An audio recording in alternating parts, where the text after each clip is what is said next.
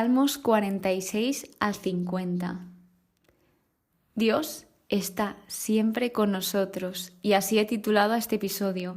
¿Por qué? Porque a pesar de la prueba, a pesar de la tribulación, a pesar del momento por el que estemos pasando, las situaciones, Él está ahí, Él no se mueve de nuestro lado y está ahí acompañándonos tanto como en la alegría, como en el dolor, en la angustia, en la ansiedad.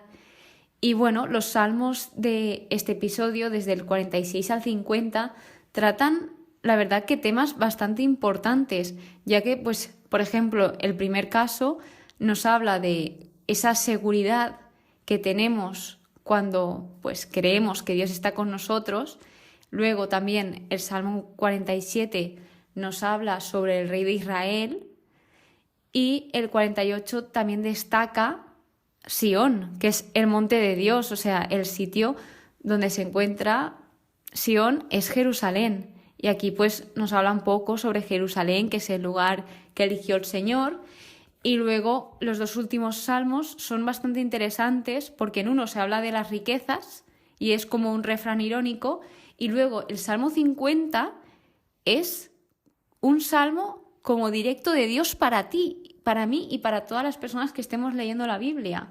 Es muy fuerte porque empieza como habla Yahvé, Dios de los dioses. Y este está escrito por Asaf, porque desde el 46 hasta el 49 los salmos son escritos por los hijos de Coré, que eran unos levitas que servían en el templo, y luego Asaf escribió el Salmo 50, que este es la primera vez que aparece en los salmos, y fue un gran cantor y músico en la era de David y Salomón. De hecho, aparece en el primer libro de Crónicas, por ejemplo, en el capítulo 15, 16, etc.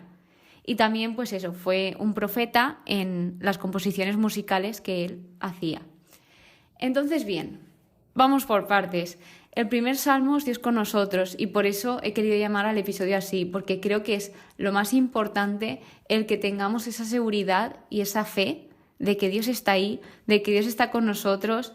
Y empieza con un versículo que es muy famoso. Dice: Dios es nuestro refugio y fortaleza, socorro en la angustia, siempre a punto.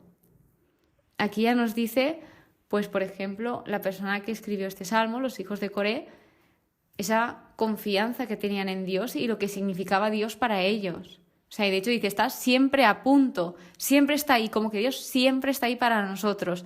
Tal vez nosotros no estemos siempre para Dios, pero Él es fiel y Él está ahí a nuestro lado a pesar de todo lo que le hagamos. Luego, sigue diciendo, por eso no tememos si se altera la tierra, si los montes vacilan en el fondo del mar.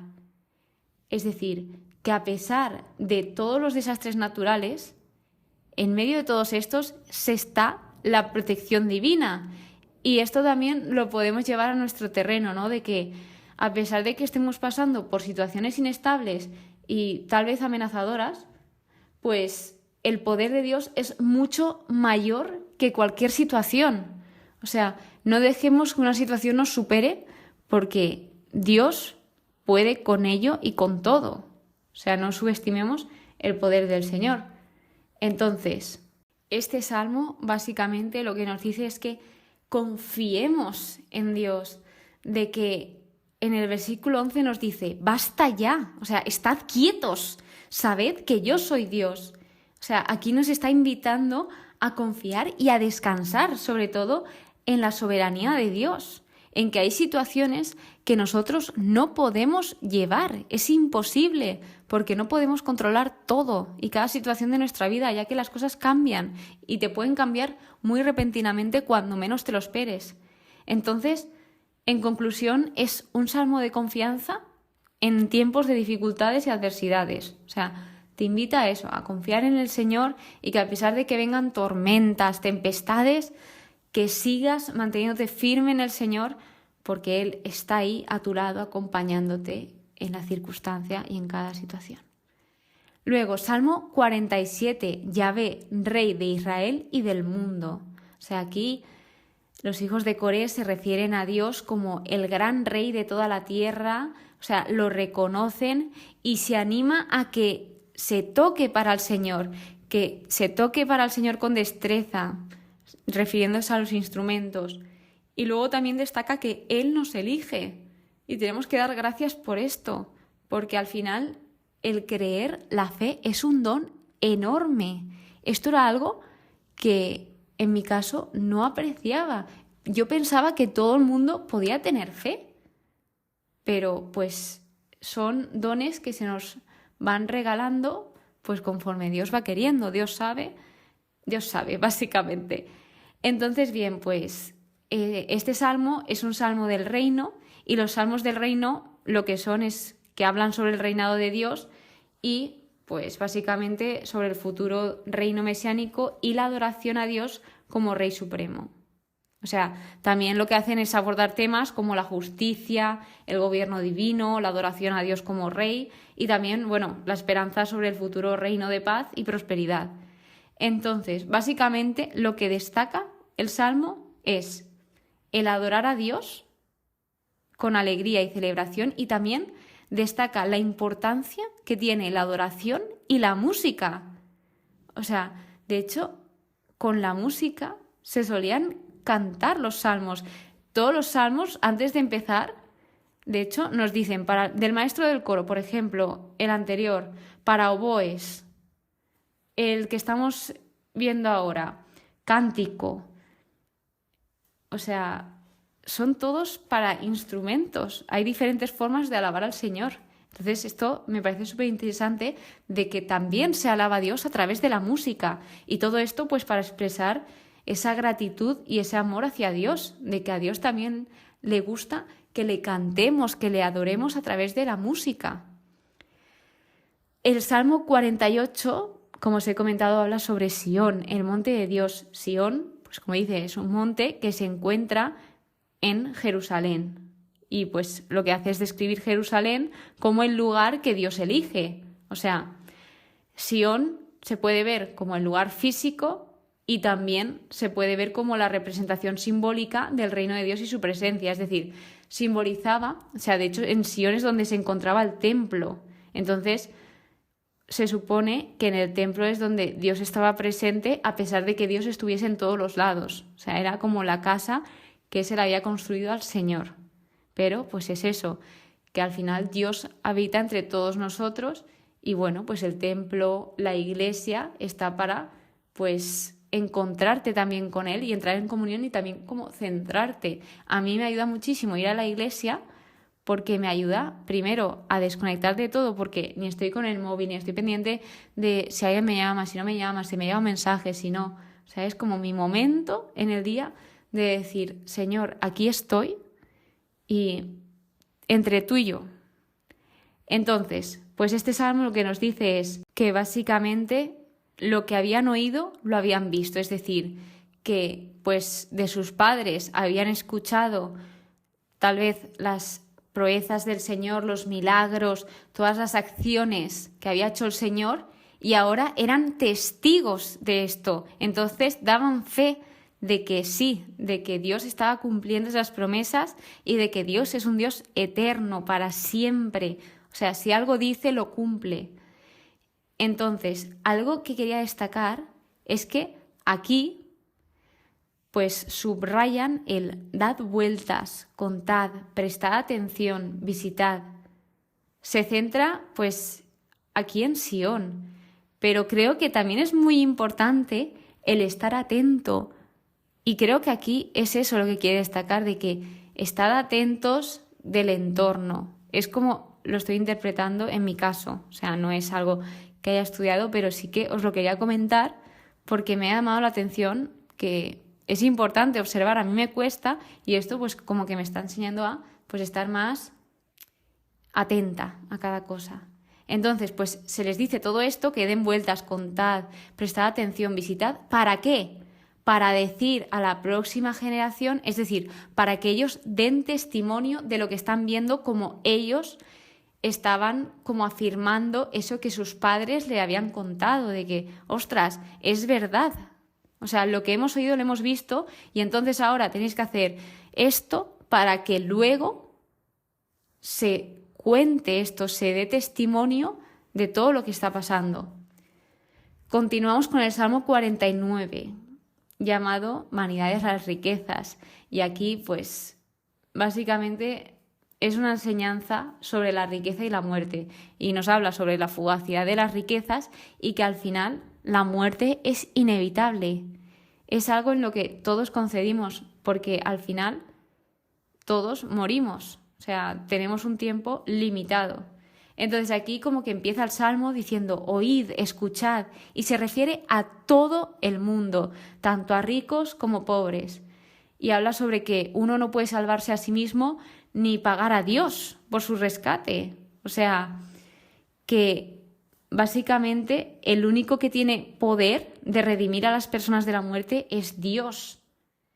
Y entonces, pues nos está hablando de esto, de que no nos aferremos a lo material, porque una vez dejemos este mundo, no te vas a poder llevar todo lo material. O sea, una vez falleces, ya, adiós. Entonces, tenemos que tener muy claro a qué cosas le damos importancia, qué cosas son las que dejamos aquí. Es decir, tal vez que le prestes tu tiempo a una persona es muchísimo más importante que tal vez comprarle algún regalo súper caro. O sea, es un ejemplo. O sea, hay excepciones, etcétera, pero estoy diciendo algún ejemplo para entenderlo. Y luego, básicamente, lo que se dice es que no temas y ni que se envidie a la persona que tantas cosas materiales tiene, porque al morir no se va a llevar nada. O sea, no va a bajar, como dice aquí, no bajará su boato con él. O sea, al final todos nos enfrentamos a la muerte y dejaremos lo terrenal. Y en eso se basa el Salmo 49. Y por último, el Salmo 50, que me llamó de verdad mucho la atención, porque aparte de que es el primero que se ve de Asaf, son como declaraciones de Dios. O sea, es que literal, dice, empieza el Salmo diciendo, habla Yahvé, Dios de los dioses, convoca a la tierra de oriente a occidente. O sea, es alucinante. Es como un salmo que nos dedica al Señor. O sea, lo escribe Asaf, pero es como de Dios para nosotros. Es decir, los otros salmos también están inspirados por Dios, obviamente, porque hay cosas escritas que tú dices, esto es imposible que a un humano se le ocurra. O sea, esto es inspiración divina. Pero es que este va directísimo. O sea, ¿cómo se nota esa relación que Dios quiere entablar con nosotros? Que al final Dios también nos busca. Dios quiere tener una relación con nosotros. Entonces, bien, pues lo que se hace aquí es destacar que Dios sí que juzga, o sea, Dios es justo. Entonces, dice, los cielos proclaman su justicia, pues Dios mismo viene como juez. O sea, Dios juzga por hacer justicia. No podemos decir, no, es que Dios no juzga a nadie. Dios hace justicia y Dios se dice aquí que sí que juzga. O sea, para que, pues, de nuevo repito, que se haga justicia. Entonces aquí vuelve a destacar que dice, yo Dios, tú Dios. O sea, se refiere a que no se hagan sacrificios, porque en el Antiguo Testamento se solían hacer muchos sacrificios de animales, pues por ejemplo corderos, bueyes, etc. Estaba diciendo aquí el Señor de que al final todo es suyo. O sea, no tiene sentido que como tú imagínate que le regales a alguien algo que básicamente es suyo. Entonces dice, si hambre tuviera, no te lo diría, porque mío es el orbe y cuánto encierra. Básicamente lo que nos está aconsejando Asaf, bueno, Dios a través de Asaf dice, sacrifica a Dios dándole gracias. Cumple todos tus votos al Altísimo. Invócame en el día de la angustia, te libraré y tú me darás gloria. Es decir, lo que nos está diciendo es que lo hagamos de todo corazón, porque al final, por mucho que ofrezcamos, si no lo hacemos de corazón, no tiene ningún sentido. Entonces lo que te dice es que le des gracias, que seas agradecido y que cumplas tus votos. O sea, la importancia de cumplir tus promesas. Ojo ahí, que ya vimos en Deuteronomio, en el 5.º libro de la Biblia, que al final, si tú vas a prometer algo a Dios que sabes que luego no vas a cumplir o que tienes dudas de que no vas a cumplir, no lo prometas. te vale la pena no prometerlo, te lo aseguro. Y luego del versículo 16 al 21, aquí pues habla sobre lo que Dios le dice al malvado y dice: ¿a qué viene recitar mis preceptos y ponerte a hablar de mi alianza, tú que detestas la doctrina y a tus espaldas echas mis palabras? Es decir, pues que aquí había personas que, pues eso, tal vez se sabían la ley de Dios de pe a pa, se la sabían entera, con comas, puntos, etcétera, pero luego, pues no actuaban coherente a sus palabras. De modo que este salmo acaba diciendo: me honra quien sacrifica dándome gracias, al que es recto le haré ver la salvación de Dios. Es decir, lo que le honra al Señor es una adoración sincera y una obediencia genuina que nos salga del corazón, porque Él conoce nuestro corazón, no le vamos a engañar. Si nosotros, por ejemplo, tal vez rezamos, vamos a la iglesia a disgusto, Él lo sabe. Entonces lo que pide aquí es sinceridad, de que hagamos las cosas con coherencia y de que, pues esto, de que le demos sobre todo gracias, que eso le agrada al Señor, lo está diciendo aquí. Y bien, pues como hemos observado al final, Dios siempre está con nosotros, Dios nos está buscando constantemente tener relación con nosotros, nos advierte, nos aconseja, nos muestra cómo es Él, nos ayuda, también nos da palabras de aliento, nos dice no temáis, o sea, nos anima a realizar diferentes cosas y nos da los mejores consejos del mundo. Entonces, pues eso es todo por hoy. Espero que hayas aprendido, aunque sea un poquito. Muchísimas gracias por escucharme de todo corazón. Nos vemos en el siguiente episodio. Que tengas muy buen día y que Dios te bendiga.